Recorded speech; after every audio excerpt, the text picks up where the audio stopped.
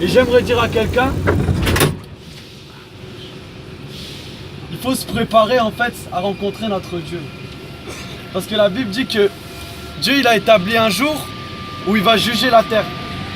Et vous voyez là, pour l'instant, le Seigneur fait preuve de patience. C'est comme ce métro qui est arrêté. Vous voyez, il y en a qui soupirent, qui disent non, c'est quand la fin des guerres, c'est quand la fin des disputes. Amen. Mais en fait, Dieu fait preuve de patience pour que ceux qui sont en retard, ils puissent encore rentrer dans la vie éternelle. Yes. Vous voyez? Parce que si Dieu juge la terre aujourd'hui, il y en a beaucoup qui vont rater le paradis. C'est pour ça qu'il faut se réjouir. Parce que tous ceux qui sont encore dans la distraction, encore Dieu aujourd'hui leur a donné une journée pour qu'ils puissent se poser la bonne question, pour qu'ils puissent remettre leur vie en question et saisir la vie éternelle qui est en Jésus-Christ. Vous voyez, à la fin de l'année, on prend des résolutions. Il y en a des fois, ils font les bilans de toute l'année. Ils disent, bon, cette année, bon, j'ai fait ceci, j'ai fait cela. Mais qu'on soit content, qu'on soit pas content, on va quand même passer en 2018. Et j'aimerais dire à quelqu'un, qu'on soit content ou qu'on soit pas content, un jour, on va passer de cette vie à la vie de l'au-delà, vous voyez? Donc maintenant, quand on passe en 2018, toutes les soirées qu'on a fait en 2017, c'est de l'histoire ancienne. Toutes les filles, les femmes qu'on a rencontrées en 2017, c'est déjà de l'histoire ancienne. Parce que quand on passe en 2018, c'est 2018. Et j'aimerais dire à quelqu'un que les soirées c'est bien. Faire la fête, voilà. D'accord, si vous voulez. Mais le problème, c'est quand on rencontre Dieu, notre Seigneur, celui qui nous a fait, en fait, les fêtes, boire l'alcool, tout ça, on se rend compte qu'en fait ça nous a servi à rien parce que c'est du passé, c'est que les souvenirs. Moi-même j'avais un ami et on aimait bien boire, fumer, même je fumais du cannabis avec lui, on aimait bien. Mais des fois quand on parlait de Dieu ça l'intéressait pas. Il disait moi tu sais moi je vais être rappeur, plus tard je vais être une star et tout. Mais malheureusement il est mort d'un cancer.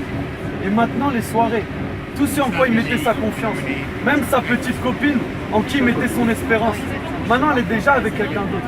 Mais lui, où est-ce qu'il est? Ses amis ne sont pas là pour défendre devant Dieu, vous voyez. Et c'est pour ça que l'homme intelligent, c'est celui qui cherche Dieu.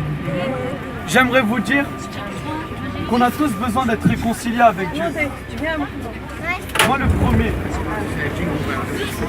Parce que vous voyez, Dieu c'est un Dieu qui ne ment pas. Laisse-le pour continuer. Oui, c'est important. Pourquoi tu vas enlever les souvenirs? Il n'y a pas que Dieu dans la vie.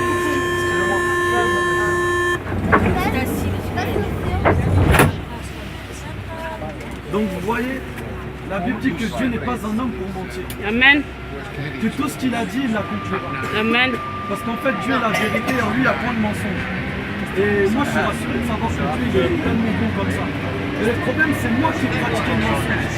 Moi qui ai menti, je ne peux même pas compter combien de fois. Quand je vais rencontrer celui qui n'a jamais menti, est-ce qu'on pourra vivre ensemble pour l'éternité? Voilà pourquoi la Bible dit qu'aucun menteur n'héritera du royaume de Dieu. Et Dieu qui est saint, qui est pur, la Bible dit qu'il est amour et qu'il est le prince de la paix.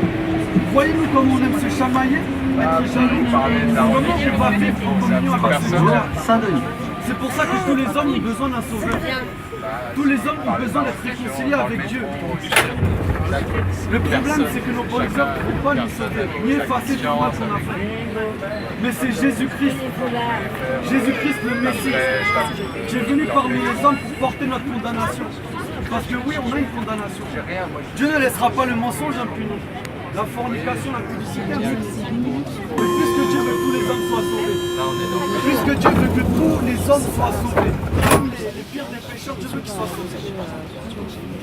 Et bien, il a envoyé Jésus-Christ porter notre condamnation. Amen.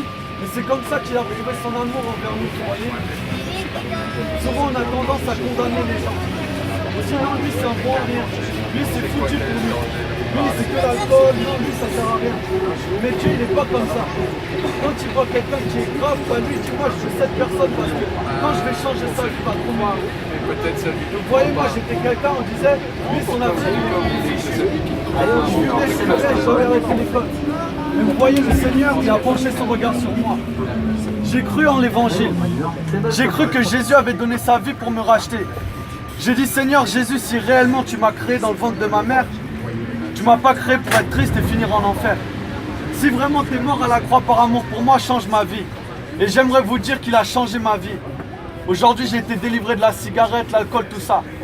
Et de jour en jour, il m'améliore. Et je sais que, selon la parole de Dieu, dans Jean chapitre 6, Jésus a dit, en vérité, je vous le dis, quiconque croit en moi ne passe pas en jugement, mais il a la vie éternelle.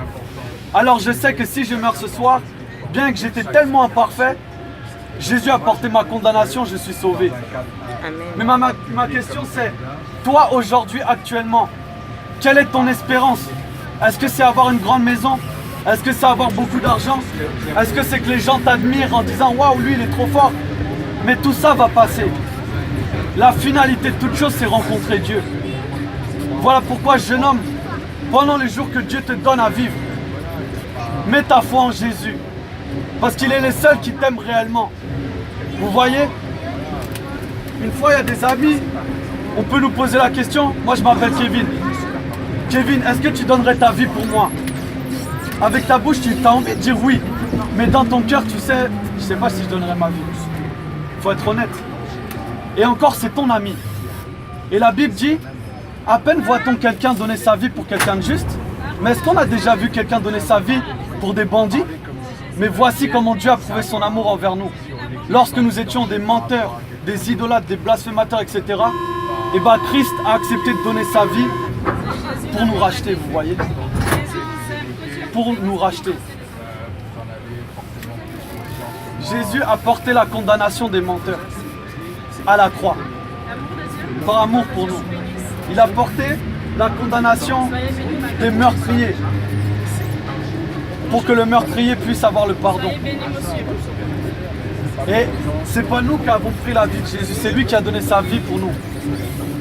Et j'aimerais dire à quelqu'un, comment échapperons-nous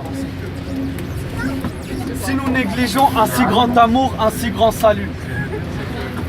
Comment serons-nous sauvés si nous-mêmes on ferme notre cœur à l'amour que Dieu nous a manifesté par le Messie, Jésus-Christ, mort pour nos péchés? Comment échapperons-nous? Dieu n'a jamais envoyé personne en enfer. La preuve, il a donné Christ Jésus pour nous racheter. Mais c'est nous-mêmes qui choisissons l'enfer. Quand Dieu nous tend la main, on tourne la tête. Et on préfère courir après de l'argent, des vaines promesses. On préfère mettre notre confiance dans une petite copine qui est une femme imparfaite. Mais Dieu qui ne peut pas mentir, on a du mal à lui faire confiance.